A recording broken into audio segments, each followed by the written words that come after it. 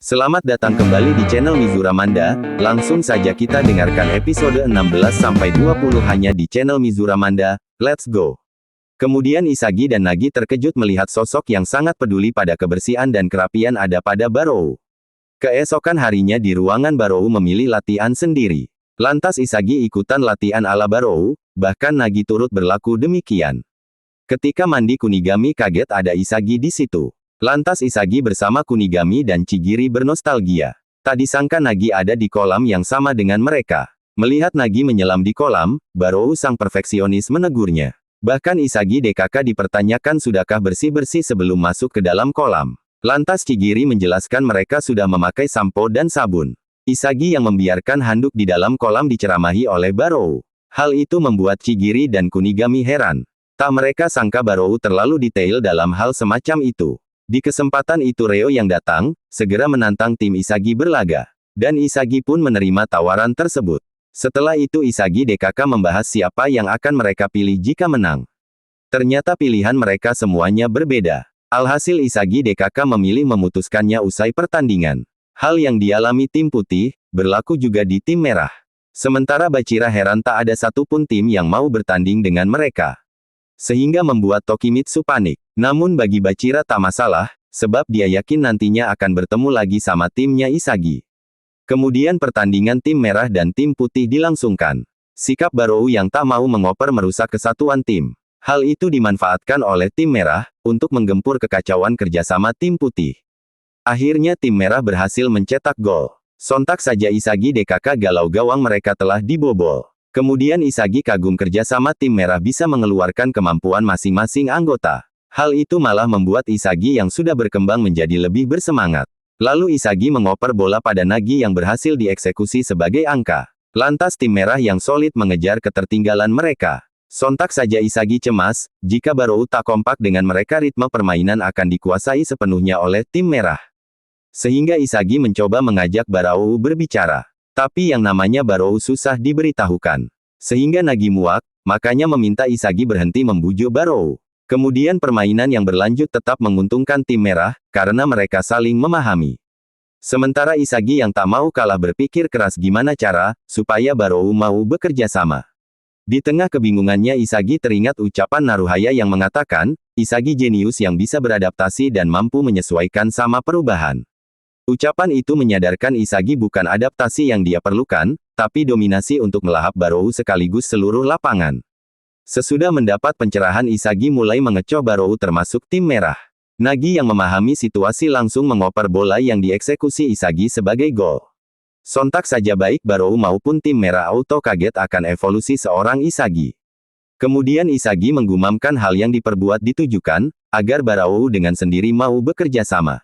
Dikatain beban dan sampah oleh Isagi membuat Barou kesal. Lalu permainan berlanjut Isagi menyadari, bahwa pemain istimewa yang menyeimbangkan pertahanan dan penyerangan adalah Reo.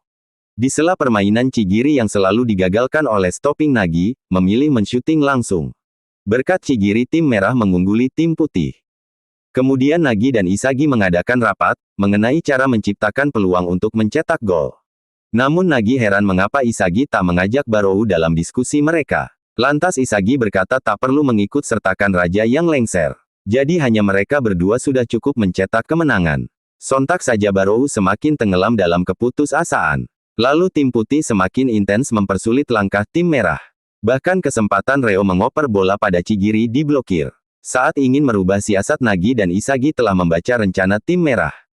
Sehingga tim putih berhasil menggagalkan aksi Reo DKK. Di kesempatan itu Isagi memberikan tatapan sebagai perintah, agar Barou mengoper bola padanya.